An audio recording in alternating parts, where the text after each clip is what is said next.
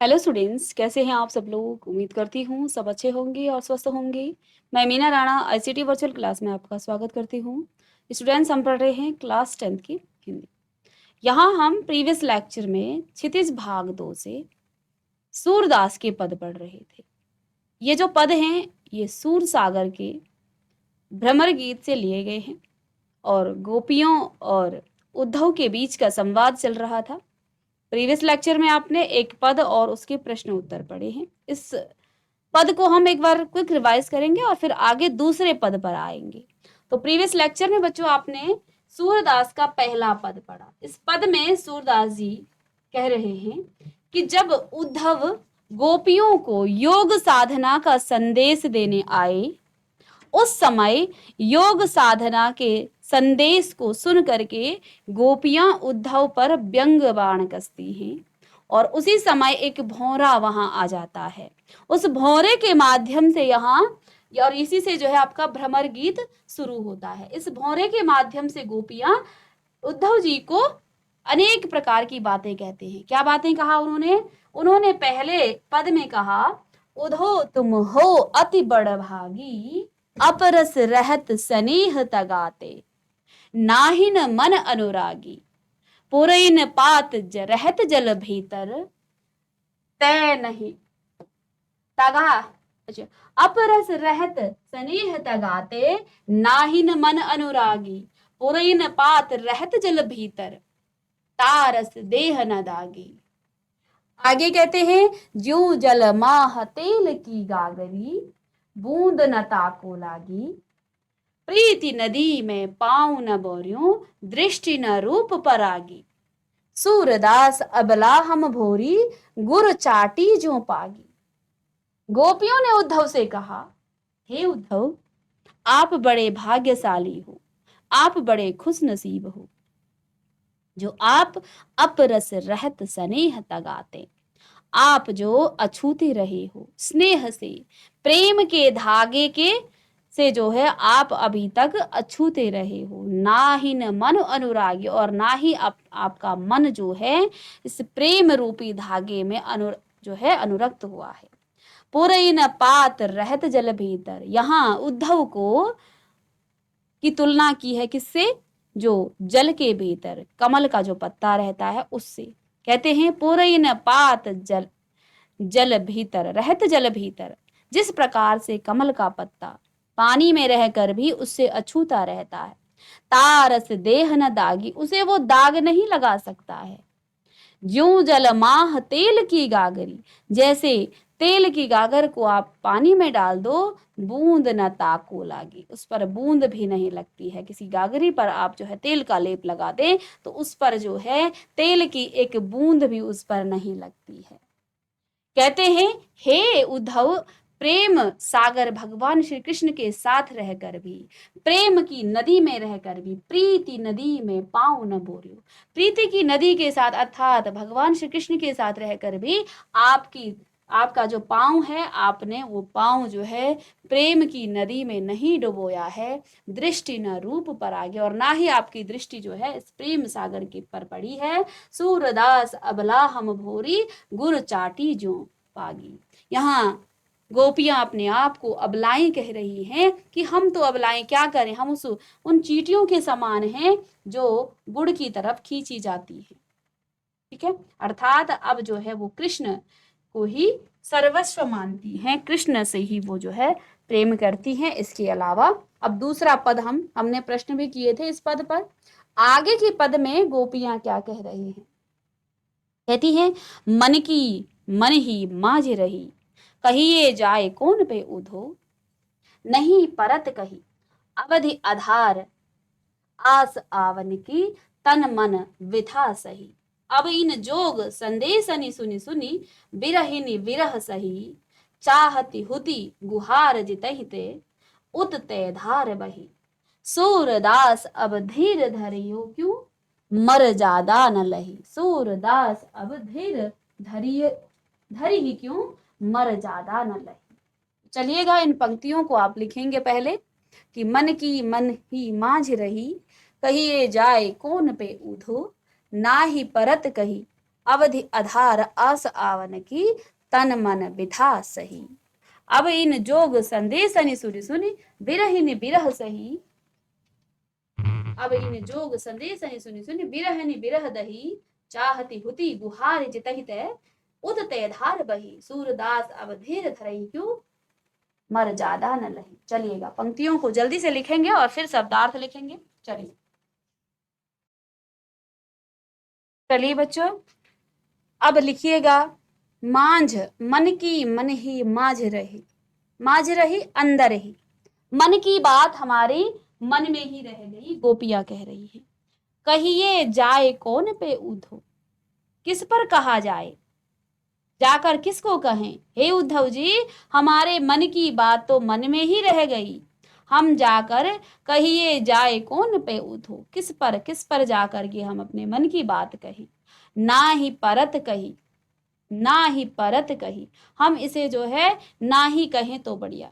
अवधि आधार आस आवन की, अवधि यानी समय, आधार आधार, सहारा, आधार होता है सहारा, ठीक है।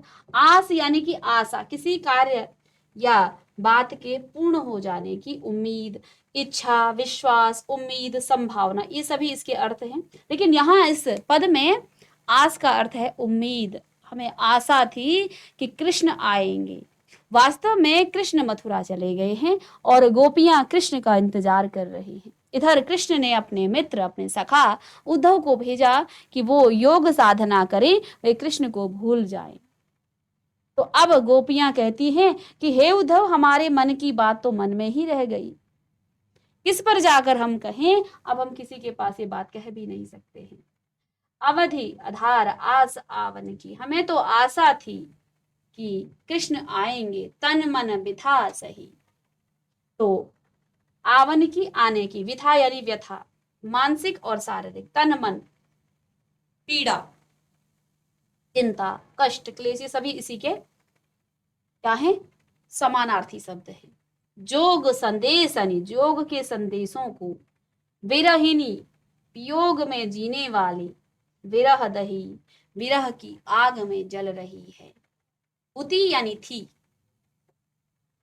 गुहारी यानी रक्षा के लिए पुकारना, जितहिते जहां से, उतते उधर से, धार योग की धारा, धीर अर्थात धैर्य, धरही धारण करे रखे, मर्यादा मर्यादा। चलिएगा, जल्दी से शब्दार्थ लिखें।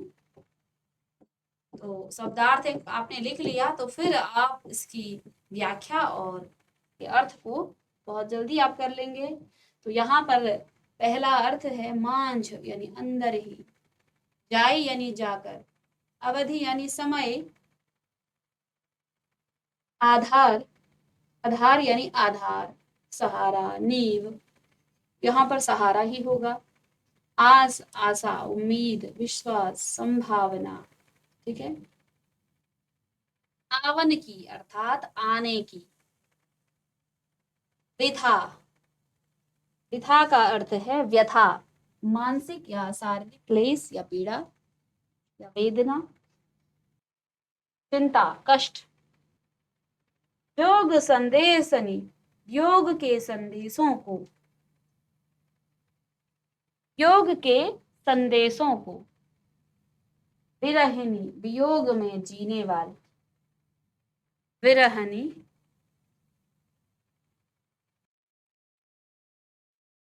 विरह दही विरह की आग में जल रही है। विरह दही विरह की आग में जल रही है।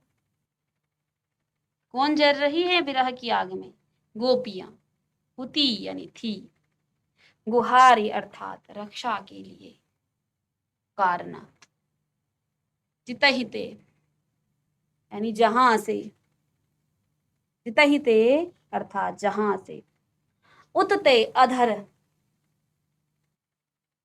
योग की धारा, धीर अर्थात धैर्य, धरहि यानी धारण करें या रखें।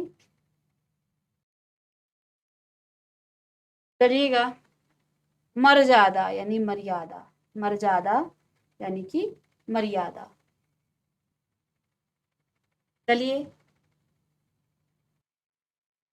तो यहाँ पर जब कृष्ण जो है मथुरा से गोकुल वापस नहीं आते हैं गोपियों के पास, और मथुरा से ये संदेश भेज देते हैं उद्धव से कि वो वापस नहीं आ पाएंगे, तो इस संदेश को सुनकर गोपियां टूट सी गई और उनकी विरह की व्यथा और बढ़ गई। क्योंकि यहाँ उद्धव यही संदेश देने आए हैं कि अब कृष्ण जो हैं गोपियों के पास नहीं आ सकते हैं, अब वो मथुरा में जो है अपने राजकाज में व्यस्त हैं, इसलिए वो योग करें। तो अब गोपियों की जो विरह व्यथा है वो और बढ़ जाती है, और गोपियां क्या कहती हैं, वो इस संदेश को सुन करके उद्धव से कहती हैं और अपनी पीड़ा बताते हुए कह रही हैं कि हमारे मन की इच्छाएं हमारे मन में ही रह गई हैं, क्योंकि हम कृष्ण से यह नहीं कह पाई कि हम उनसे प्रेम करती हैं। कहने का तात्पर्य यह है कि श्री कृष्ण के गोकुल छोड़ चले जाने पर उनके मन में स्थित कृष्ण के प्रति प्रेम भावना मन में ही रह गई है। वे उद्धव से शिकायत करती हुई कहती हैं कि हे उद्धव, अब तुम ही बताओ कि हम अपनी व्यथा, अपनी पीड़ा किसे जाकर सुनाएं। उन्होंने कहा कि हे उद्धव, अब तुम ही हमें बताओ कि हम अपने मन की जो पीड़ा है, इस व्यथा को किसको सुनाएं। अब तक श्री कृष्ण के आने की आशा ही हमारे जीने का आधार थी। अभी तक तो हमें आस थी, उम्मीद थी कि कृष्ण आएंगे, लेकिन अब तो तुमने ये संदेश देकर वो उम्मीद भी खत्म कर दी, और वे सिर्फ इसी आशा से अपने तन मन की पीड़ा को सह रही थी कि अब कि जब कृष्ण वापस लौटेंगे तो वे अपने प्रेम को कृष्ण के समक्ष व्यक्त करेंगी। परंतु अब उन्हें श्री कृष्ण का जोग संदेश अर्थात योग संदेश मिला, जिसमें उन्हें पता चला कि वे अब लौटकर नहीं आएंगे। तो इस संदेश को सुनकर गोपियां टूट सी गई, इस कारण उनकी विरह की व्यथा और बढ़ गई। अब तो उनके विरह सहने का सहारा भी उनसे छिन गया है, अर्थात अब कृष्ण वापस लौटकर नहीं आने वाले हैं, और इसी कारण अब उनकी प्रेम भावना कभी संतुष्ट होने वाली नहीं है। वे जहां से भी कृष्ण के विरह की ज्वाला से अपनी रक्षा करने के लिए सहारा चाह रही थी, उधर से ही योग की धारा बहती चली आ रही है, अर्थात वो कृष्ण से ही अपनी विरह की व्यथा को शांत कर सकती थी, लेकिन कृष्ण ने ही उन्हें योग साधना, योग संदेश दे दिया है। उन्हें ऐसा प्रतीत हो रहा है कि अब हमेशा के लिए कृष्ण से वो बिछड़ चुकी हैं, और किसी कारणवश गोपियों के अंदर जो धैर्य बसा हुआ था अब वह टूट चुका है। इस वजह से गोपियां वियोग में कह रही हैं कि श्री कृष्ण ने सारी लोक मर्यादा का उल्लंघन किया, और क्या कह रहे हैं कि उन्होंने हमें धोखा दिया है, तो भला हम धैर्य धारण कैसे कर सकती हैं। ठीक है, तो यहाँ गोपियां कह रही हैं कि हम भला धैर्य कैसे धारण करें, क्योंकि हम कृष्ण से प्रेम करती हैं, और प्रेम की एक मर्यादा होती है कि प्रेम के बदले प्रेम ही दिया जाए, लेकिन यहाँ कृष्ण ने तो हमें धोखा दे दिया है। अब हम धैर्य को धारण कैसे करें। अब ना तो हमारा कोई सहारा है जिससे हम सहारा मांगे और अपने मन की व्यथा को कहें। तो इस पद में गोपियां उद्धव से कहती हैं कि उनके मन की अभिलाषाएं उनके मन में ही रह गई हैं, क्योंकि वे कृष्ण से यह कह रही नहीं पाई कि वे उनसे प्रेम करती हैं, और अब वे अपनी व्यथा जाकर किससे कहें। ठीक है, चलिए तो भावार्थ लिखेंगे बच्चे आप। इस पद में गोपियां उद्धव से कहती हैं, इस पद में गोपियां उद्धव से कहती हैं कि उनके मन की अभिलाषाएं उनके मन में ही रह गई, उनके मन की अभिलाषाएं उनके मन में ही रह गई।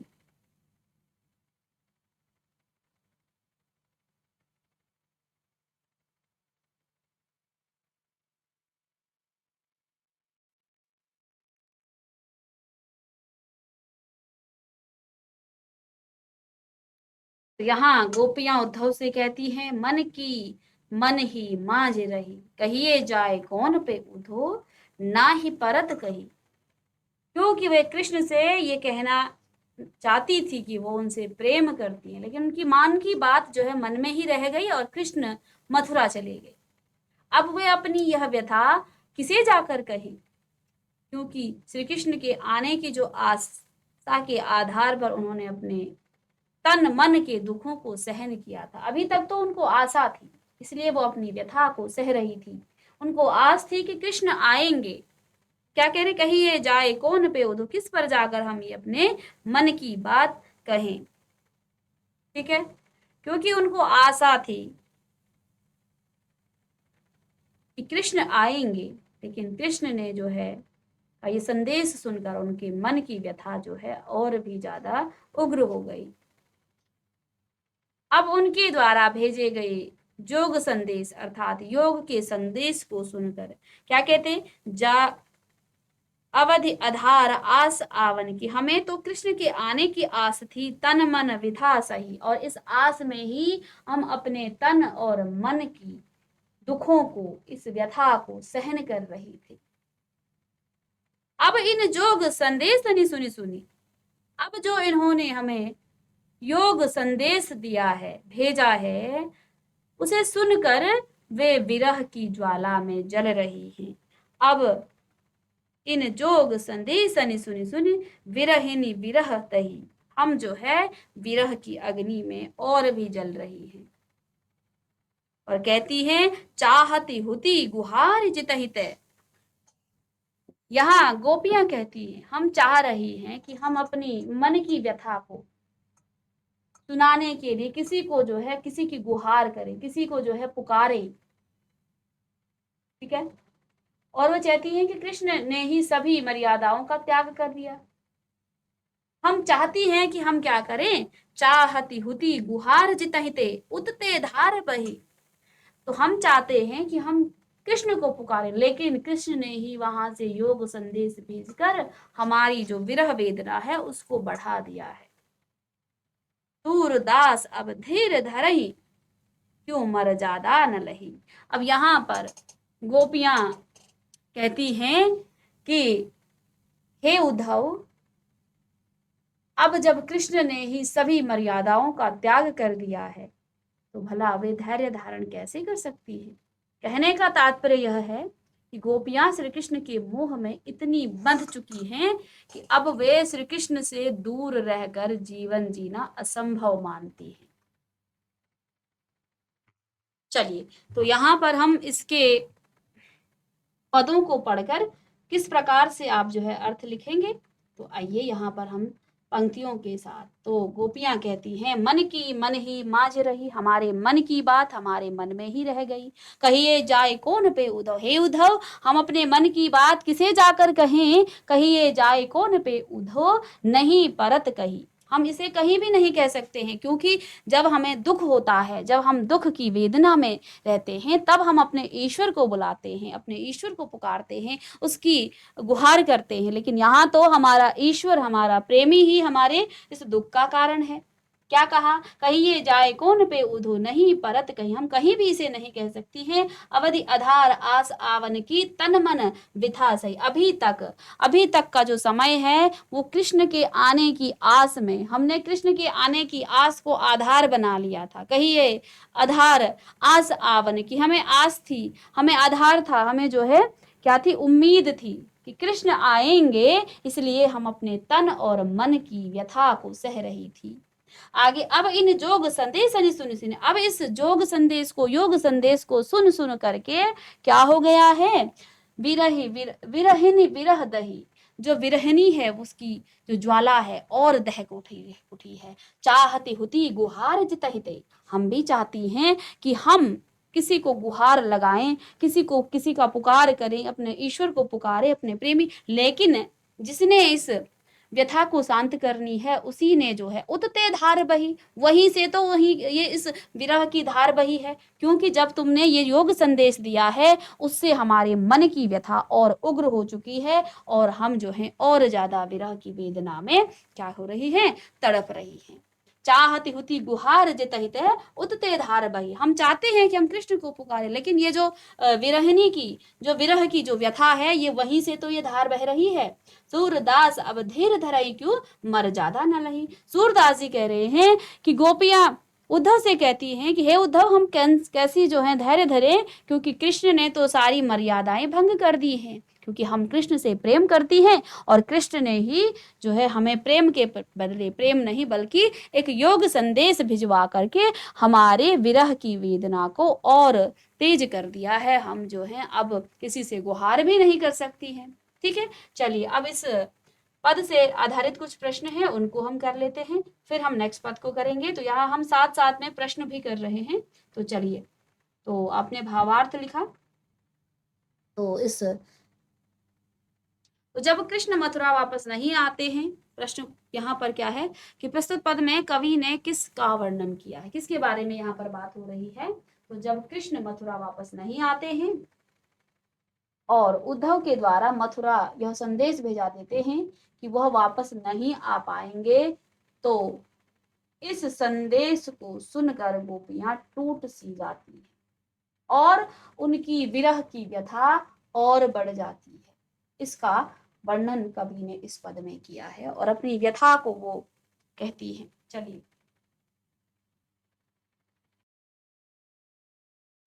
नेक्स्ट प्रश्न है, प्रस्तुत पद का भावार्थ स्पष्ट कीजिए। तो जो अभी आपने इस पद का भावार्थ पढ़ा, इसका भाव पुनः आपको यहाँ पर प्रश्न में पूछा जा रहा है।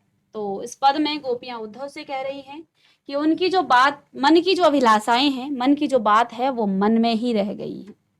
ठीक है, उनके मन की बात मन में ही रह गई है और अब वह अपनी व्यथा किसे जाकर कहें, क्योंकि कृष्ण के आने की आशा के आधार पर उन्होंने अपने तन मन की जो व्यथा थी उसको जो है वो आधार बनाकर अपने दुखों को वो सहन कर रही थी। आगे कहती हैं, अब उनके द्वारा भेजे गए जोग संदेश अर्थात योग के संदेश को सुनकर वे विरह की वेदना में जल रही हैं। और इसे आप लिख ही लेंगे क्योंकि ऊपर आपने लिखा है। तो अब कहती हैं कि अब श्री कृष्ण ने ही सभी मर्यादाओं का त्याग कर दिया है, तो भला वे गोपियां भी कैसे धैर्य को धारण करेंगी, क्योंकि कृष्ण ने अपनी मर्यादाएं जो हैं भंग कर दी हैं और अब कृष्ण से दूर वो रहकर अपने जीवन जीना उनके लिए क्या हो गया है, असंभव हो गया है। तो इस प्रकार से यहाँ पर ये इसका भावार्थ था। ऊपर के प्रश्न में भी कि आपने यहाँ पर किया था। तो तन मन ही मांझ रही पंक्ति का आशय क्या है, तो यहाँ पर अभी आपने पढ़ा है तो प्रश्न आप लिख लेंगे, अब आशय तो आप लिख ही लेंगे क्योंकि हम भावार्थ बता चुके हैं। तो मन ही मांझ रही पंक्ति का क्या आशय है। तो प्रस्तुत पंक्ति में गोपियां उद्धव से अपनी पीड़ा बताते हुए कह रही हैं कि हमारे मन की इच्छाएं हमारे मन में ही रह गई हैं, क्योंकि हम श्री कृष्ण से यह कह नहीं पाई कि हम उनसे प्रेम करती हैं। कहने का तात्पर्य है श्री कृष्ण के गोकुल छोड़ चले जाने के उपरांत उनके मन में श्री कृष्ण के प्रति प्रेम भावना मन में ही रह गई। श्री कृष्ण के प्रति प्रेम भावना मन में ही रह गई। ठीक है, तो ऊपर भी आपने इसका भावार्थ पढ़ा। जब गोपियों को श्री कृष्ण का जोग संदेश अर्थात योग संदेश मिला तब उनकी व्यथा कैसी थी, अथवा गोपियों को जब कृष्ण का जोग संदेश मिला तब उनकी व्यथा का वर्णन अपने शब्दों में आपको बताना है।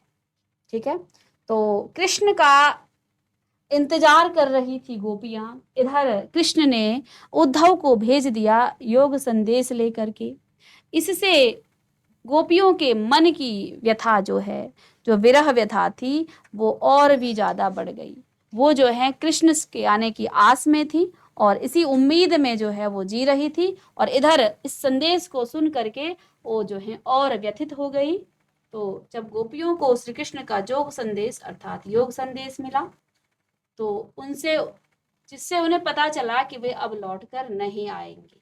पहले तो गोपियां आस में थी, उम्मीद में थी कि कृष्ण आएंगे, लेकिन जब उद्धव ने उन्हें बताया कि अब वो अपने राजकाज में व्यस्त हैं, इसलिए अब वो वहां नहीं आ सकते हैं, अब जो है उनके मन की व्यथा, जब उन्होंने ये बात सुनी तो इस संदेश को सुनकर गोपियां टूट सी गई, जिस कारण उनकी विरह की जो व्यथा थी वो और बढ़ गई।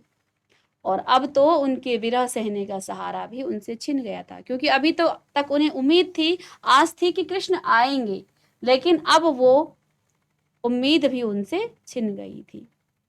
ठीक है, अब कृष्ण वापस लौट कर नहीं आने वाले हैं, इस कारण उनकी प्रेम भावना, उनकी जो प्रेम भावना है वो कभी संतुष्ट होने वाली नहीं है। वे जहां से भी कृष्ण के विरह की ज्वाला से अपनी रक्षा करने के लिए सहारा चाह रही थी, उधर से ही योग की धारा बहती चली आ रही है और वो योग नहीं करना चाहती हैं। उन्हें प्रतीत हो रहा है कि अब वे हमेशा के लिए कृष्ण से बिछुड़ चुकी हैं और उनके किसी कारणवश इसी कारणवश जो है गोपियों के अंदर जो धैर्य बसा हुआ था वो अब टूट चुका था। तो अब उनके अंदर जो है धैर्य भी नहीं बचा था। गोपियों ने उद्धव से कहा कि कृष्ण ने ही सारी मर्यादाएं भंग कर दी, तो हम धैर्य भी कैसे धरें। अब नेक्स्ट पद को हम नेक्स्ट लेक्चर में डिस्कस करेंगे। मिलते हैं नेक्स्ट लेक्चर में, तब तक के लिए थैंक यू।